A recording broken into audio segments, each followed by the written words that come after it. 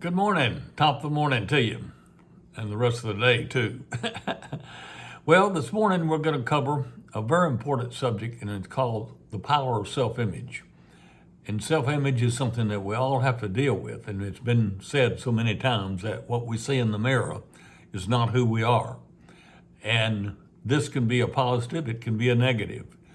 And we're going to cover and focus on the negative and why we have it and what we need to do about it in order to have a positive attitude. Because only with a positive attitude and faith in oneself can we really accomplish the goals that we might have in mind to accomplish. And this is the most important in order to move forward in the direction that we want to move.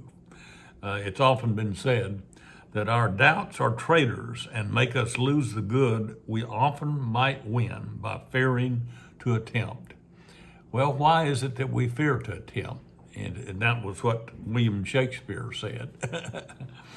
Well, many times we are stuck in a pit of pessimism, and it'll lead to negative results, and therefore we have negative thoughts about ourselves.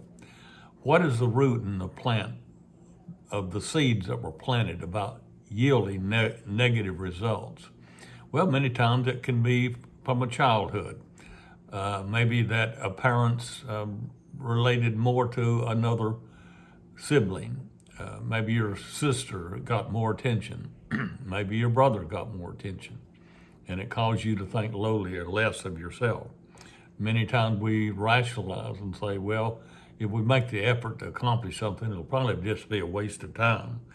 And others are really responsible for the troubles that I'm going through. It's not really my fault. And so these are negative thoughts, and they're saddled with negative self-image. And the person that you see in the mirror, as we said earlier, is not necessarily the person that you are. And many times this can be altered because who you are and what you are and where you're going are all three different directions. And the self-image that we have, the image that we believe in ourselves, this is very, very important in order to accomplish anything. And it doesn't have to be permanent. Many times we will think that I'm just a loser in life because my daddy never did anything worthwhile and my brother tried it and didn't make it, so why should I try it? Well, it reminds me of many of the tapes that I've listened to. Joel Weldon is a great one.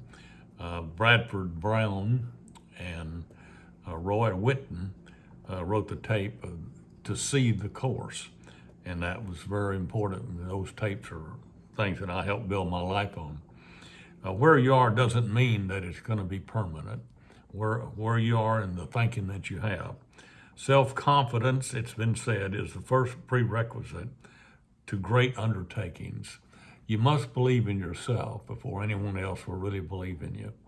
It kind of reminds me of the little boy that was playing the clarinet, and he was asked to give a demonstration in school for the tryouts.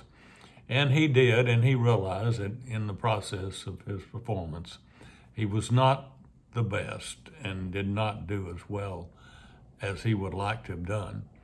Well, after the ceremony, the procedure, his dad, who was a clarinet artist, asked him, what did you think of the performance that you did? And of course, he said it probably wasn't the best of what I could have done. And his dad agreed with him. Well, that was like a hammer in the back of his head. His dad did not build him up. He threw a negative towel over him, and it made him feel bad. Many times we will generate bad feelings because in home, the way we were raised, we're compared to people that didn't do well. You're like your cousin. He always fails, and you're going to fail too. Well, that throws a bad screen over our head, hard to see the light. Well, the bottom line is negative feelings don't go away. They have to be made to go away through constant relying on a good value to come because of what you do, not what you think. And many times We think that a guy who always picks up the check will be the person that has a positive image, but in reality, he's trying to make a light on himself so that he'll feel better. Many times, a friendship will develop because maybe the friend that he's trying to be friends with is not done well, and they want to be together, and he can identify more with him or her. Many times a person with a poor self-image refuses to compete. Well, there's no reason to try to compete because I'm probably going to lose anyway. Everybody I know is lost. Well, that kind of attitude yields two negative results, so that's for sure. And it won't accept compliment. They won't accept a compliment even when they do something right. Well, it was just an accident, probably. Well, that's not the way that we need to perform and think of ourselves. I know in selling books door to door in my years in college, many times I expected the doors to be slammed in my face when I went up there. Well, that didn't lead to positive results. It was the purpose that I had to deliver is what kept me keeping on. And it was a lot more negatives than there were positive. But I focused on the positive because I knew the negatives would not yield the kind of results I wanted. And this is important. When you focus on the positive, our actions are so more important, and therefore they become important because you're focusing on the positive and the results thereof. Why do the negative thoughts exist? Let's go down the list, and it might be a good idea to take a notes. We are taught to question the worth of what we are doing. Are you really sure that you want to do that, Jim? Are you really sure, Mary, that that is what you really want to do? And this throws a little bit of a negative atmosphere. And another reason is some organized religions stress sins and focus on carrying guilt. Shame on you. You're a sinner. You're a sinner, and you'll never get over it. Many times our educational system focus on what students do not do right. In other words, you get the X's on the paper of what you did wrong.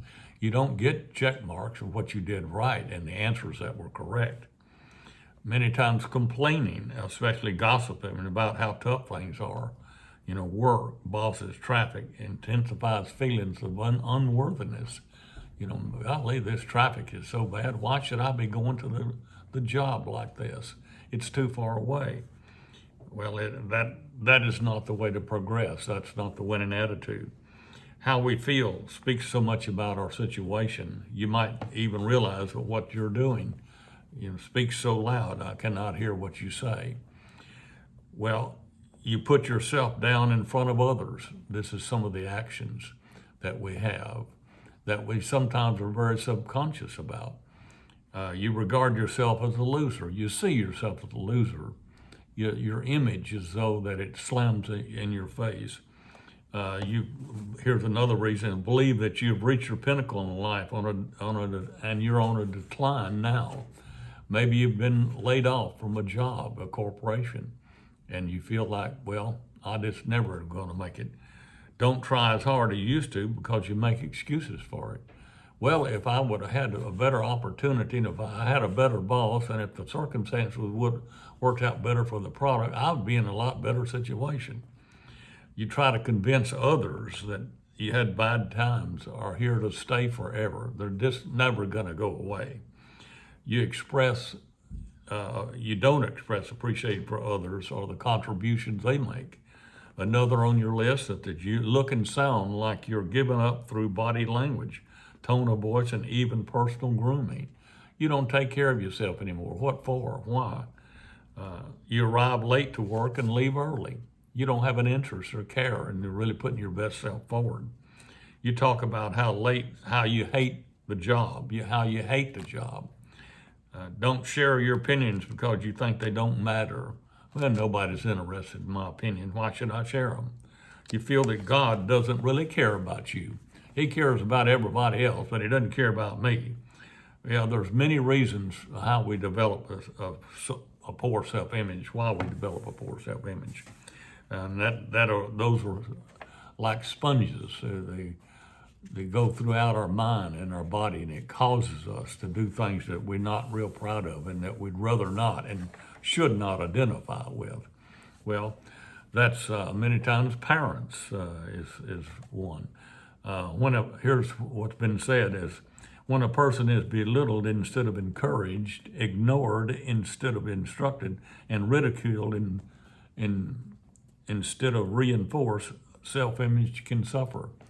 If you're ridiculed and if you suffer as a young person and even as an older person, well, you'll carry that with you. They're relatively pointing out repeatedly that I'm wrong, I'm bad, I really can't accomplish anything. Well, we're guided by the experts that the fears are removable. Fears are not things that we can focus on. And there's a significant goal that we need to play. Here's what it says. His fear is that fear of rejection becomes fear of change, and the fear of success becomes fear of trying. And of course, if you don't try, you can't succeed. Well, that's the problem. That is the problem that we need to deal with. If we have fear that we can't start, we can't follow through, then of course we can't succeed because we're not there to do it. And so we shouldn't let our fears be roadblocks. Fears can be awakening guidelights. They can be areas that we see that we want to learn from. And that's the attitude that we have, that we should have. And it's very important that we look at fears as opportunities and not as deterrents. When we fear rejection, you are effectively slamming doors in your face for the possibility of change. And so don't fear rejection. Everyone has their self-right to opinions. I know many times I've been told about the story of the dad that was given an opportunity to change jobs and a much higher rate of pay. And he had to give up where he was and leave and go to a new company with a better opportunity. Well, my friend's dad told me that he didn't want to do that and refused to do that because he's afraid that if he get over to the other place, then he maybe wouldn't like it at all. And so he had a fear of rejection, a fear of not having even faced it, and he was still willing to fear it. And I know that just the opposite, his daughter was given an opportunity to study abroad. Well, she did go ahead because she wanted the adventure and she wanted to learn some new things about a foreign country.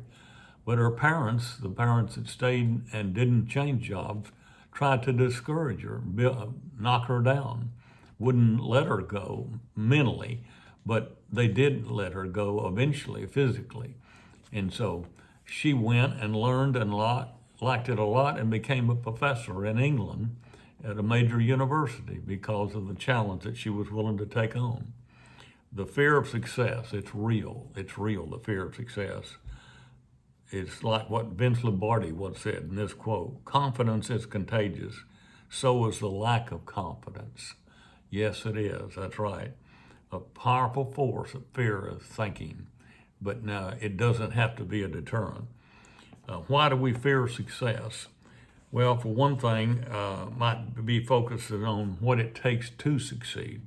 Well, maybe I don't have the qualities that I need in order to succeed. So why try at all?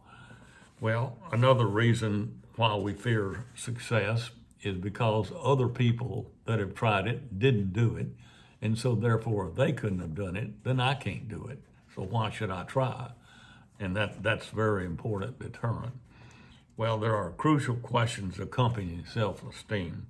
Do you want to make a contribution? What is it that you want to do, and how will it affect others? And this is very important.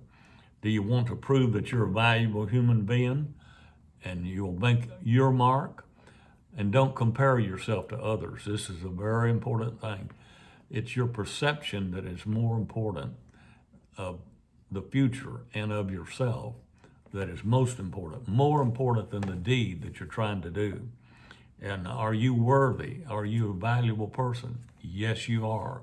There's nobody else on the planet just like you. So think positive about yourself. No, I didn't think positive about getting up in the mornings, going out knocking on doors and having 30 of them slammed in my face. No, that was not positive. But it was positive to know that the ones that I did sell, the books did perform a service and would add value to the lives of the people that I had put these books in their homes. And so that motivated me. So now, what's the takeaway here? A man's doubts and fears are his worst enemy. That's what William Wrigley, and every time I chew some chewing gum, I think about that. Number one, he said, it's up to you and no one else to determine how you feel about yourself. And that's important to realize. Nobody controls you unless you give them permission. And the ones that are negative and that have negative results to offer do not deserve the permission. And number two, unless you value yourself, no one else will. Realize that if you don't value yourself, why should anyone else value you? It's only phony take if they tell you things that they don't believe. Number three, if you don't think well of yourself, you cannot face your fears, much less overcome them. That's right. If you don't think much of yourself, if you don't realize the truth about reality of yourself, then how can you overcome your fears? Fears are not something that's permanent. We often say that fear, F-E-A-R, is false evidence appearing real. That is so important. And lastly, who you are is not determined by what you accomplish. It is determined by acknowledging that you are a valuable person with much to give. And that is so, so important. It was like what Babe Ruth once said. If he had a strike threw at him, it was just a matter of time before he hit the ball. But you got to have the strikes in order to have the home runs. And here's what Henry Ford ended up saying. Whether you think you can or think you can't, you're right. So believe in yourself, and others will believe in you too because of what you say and do and the value you've added to their life. Now, if this book offers you what I know it will, if you read it, you'll be so thankful that you did. And this is a chapter that you'll want to read several times, chapter 12 in this book. And I am the author of The Winning Advantage, Tap Into Your Richest Resources. And I wish you well. I believe in you, and you're going to be tremendous. Thank you for coming this morning. Use your talents, embrace your abilities, and pick up a copy of my book. Click the link on my website, thewinningadvantage.com, and purchase one of my books on Amazon. See you next week, Tuesday, 9 o'clock.